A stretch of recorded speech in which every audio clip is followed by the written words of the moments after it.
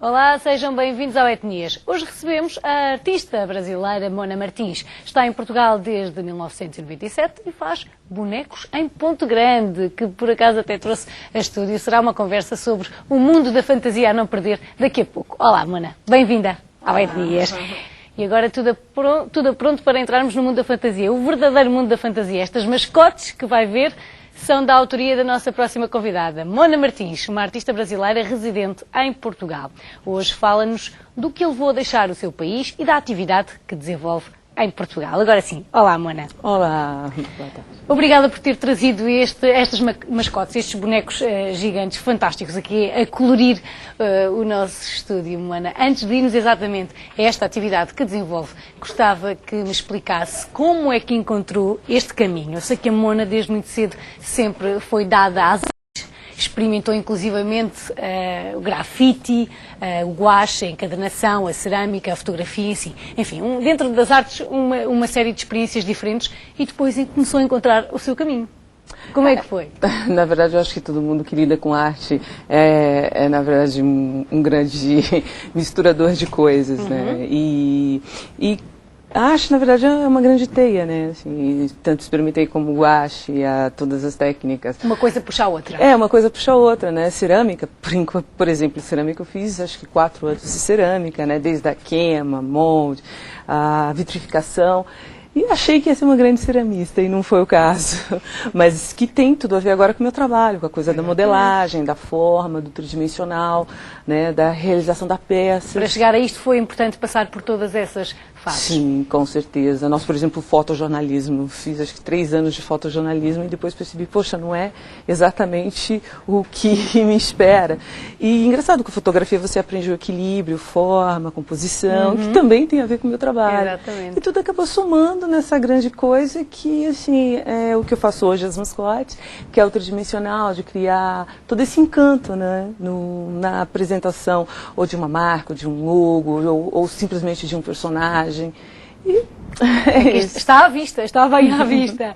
Antes de vir para Portugal, esteve também muito envolvida no grande carnaval brasileiro. Exato, muito trabalhoso. Muito envolvido. O que é que fazia exatamente? Na verdade, assim, o Carnaval de São Paulo, em 98, teve um grande boom, que foi, assim, conseguimos inserir a escultura de espuma no Carnaval, que até então não era utilizado, né? E, assim, tinha grandes blocos de esferovite, muito metal, e em 98 começamos a trabalhar a espuma. E foi assim um grande boom também em São Paulo na época, e no caso foi eu e mais 2 sócios que começamos esse trabalho lá, até chegar a carnavalesco de escola de samba durante 2 anos. Mas depois, com o tempo, você vai envelhecendo e não consegue mais trabalhar, porque era um ritmo muito intenso, não é? Para aqueles dias de carnaval tinha que trabalhar o ano inteiro.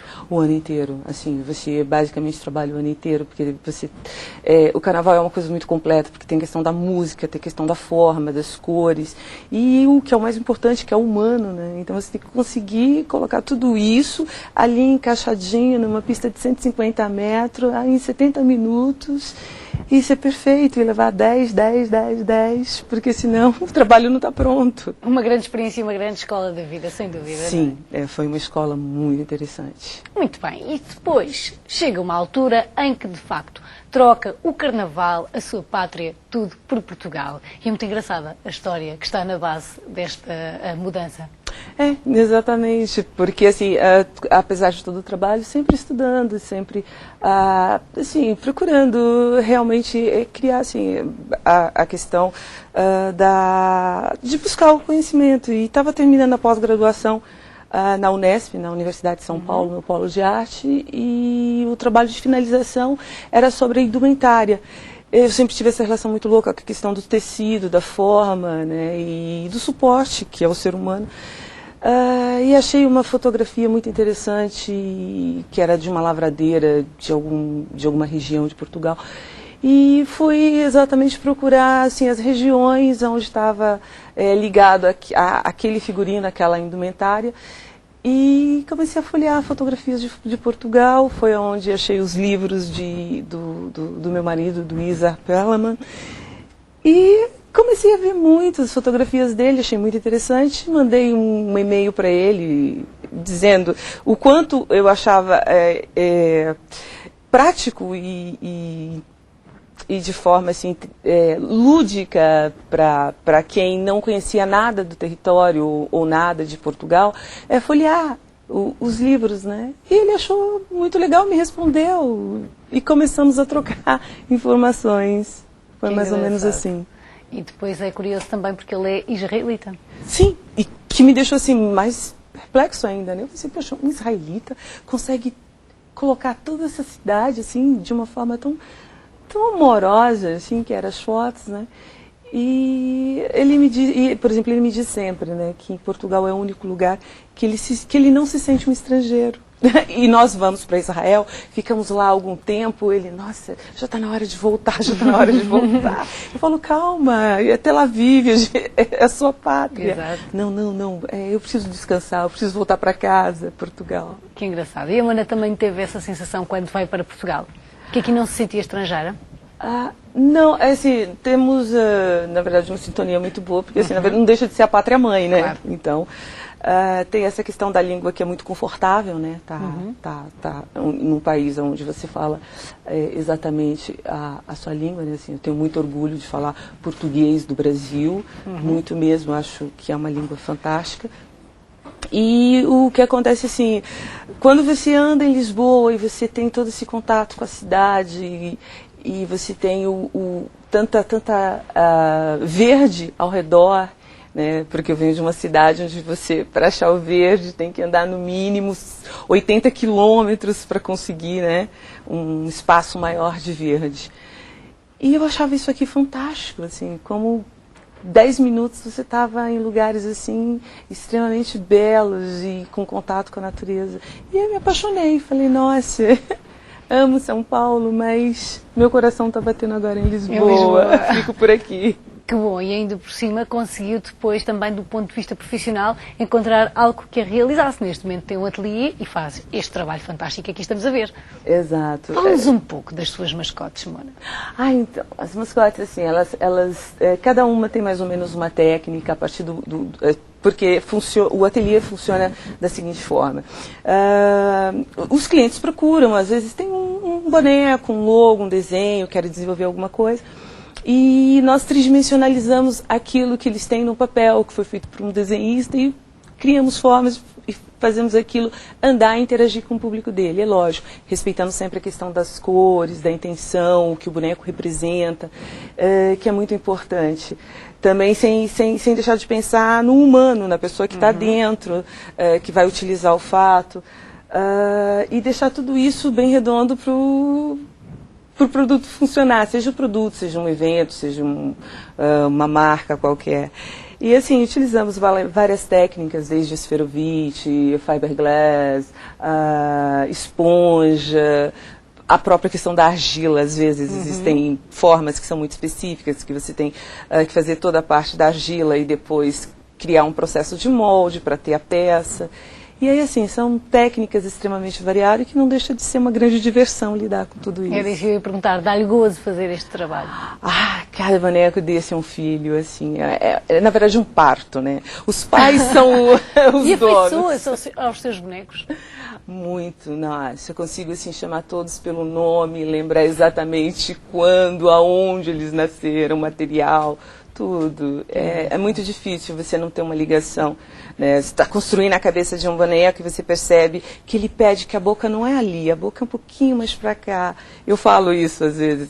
As pessoas que trabalham no ateliê falam, Mona, você está bem? Eu falo, não, eu acho que ele não gostou desse verde.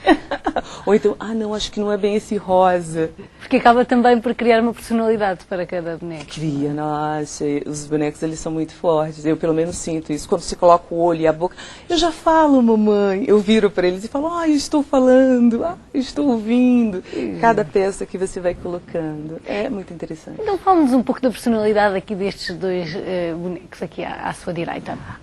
Esta daqui é a Metrinha, que faz parte da comemoração dos 50 anos do metrô de Lisboa, né? E, assim, e o interessante é que ela e o Metrox, eles fazem um clubinho onde eles falam para as crianças da necessidade de utilizar e cuidar do transporte público, né?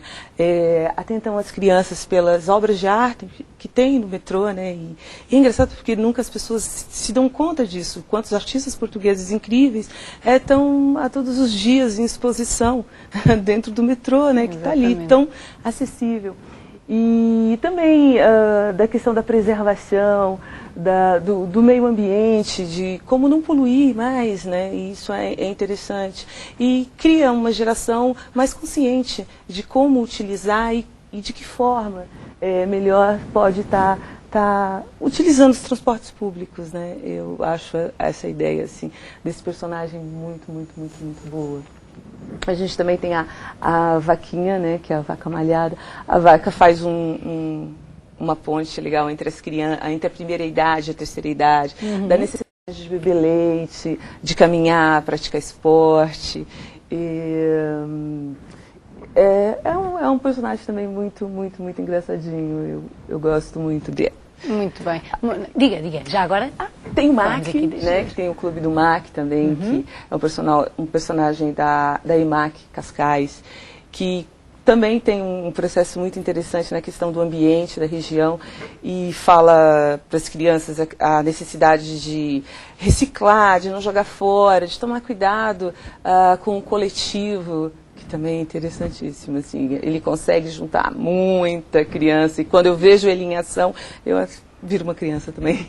É muito exatamente, bom. costumamos dizer a todos, temos uma criança dentro de nós, neste caso a sua criança está muito à vista, não é? É o grande mote da questão dos mascotes, né? Você pode pegar uma ideia muito boa e sensibilizar um público de uma forma muito direta, né? Sem imprimir um monte de papel para jogar no lixo, sem utilizar outras formas de comunicação assim que são tão, às vezes, rápidas e que causam até muito mais problemas, né? E é uma imagem que você guarda na cabeça e que não esquece. Isso e é difícil de esquecer estes bonecos. São imponentes à sua maneira. Mona, muito obrigada por ter estado connosco. Bom trabalho, felicidades. Já agora vou tomar a liberdade de deixar aqui o seu contacto, o seu e-mail. Para quem nos vê. mona@monamartins.com mona@monamartins.com. Através deste endereço de e-mail podem contactá-la, não é verdade? Sim, sim. Fazer encomendas destes bonecos fantásticos. Exato. Muito obrigada. Muito obrigada. Felicidades. Pelo convite. Muito obrigada. Okay. E antes da próxima conversa...